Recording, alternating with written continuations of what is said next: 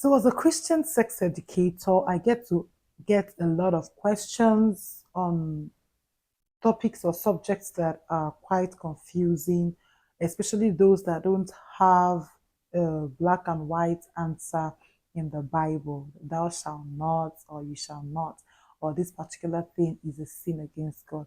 So today I'm talking about a question that I got, which says, can masturbation ever be considered normal or healthy? And the question says, where do we draw the line? Where do we draw the line? What's healthy and what's normal when it comes to when it comes to masturbation?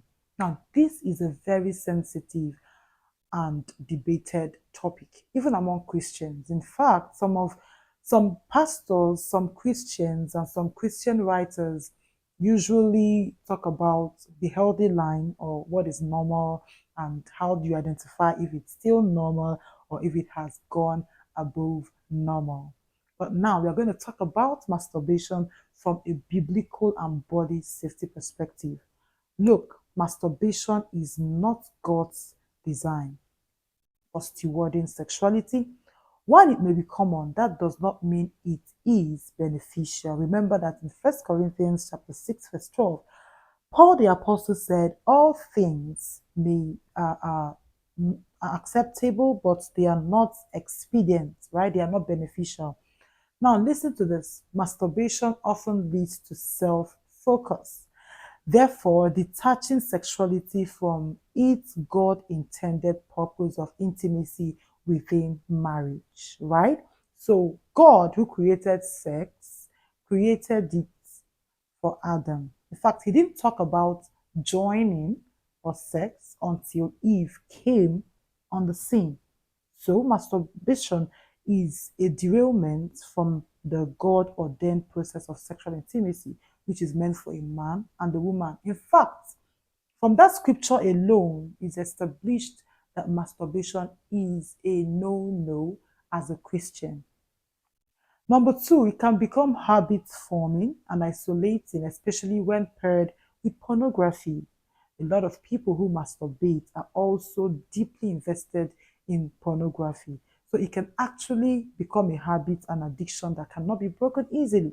And of course, number three, it may plant seeds of shame and secrecy, damaging one's relationship with God and others. There is no way a masturbator can have a good relationship with the other person, with their wife or whatever, because it was not there.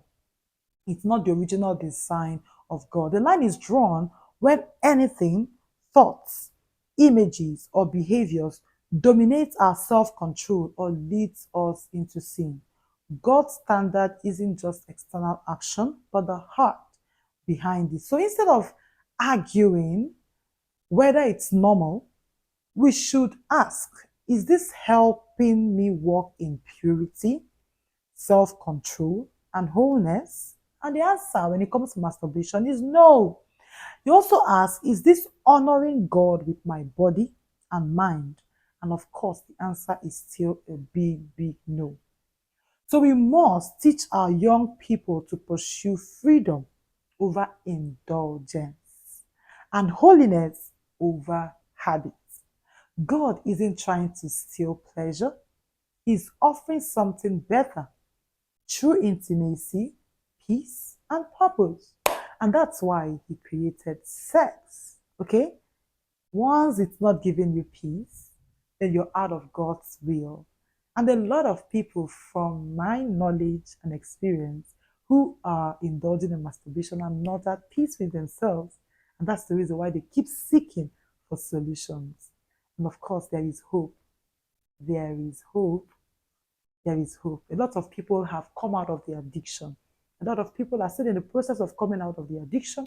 And of course, the grace of the Lord is available for anyone who is available and wants to be delivered. Thank you so much. And of course, if you have any question for me to answer, you can always send it in the comment section and I will do that. Thank you so much.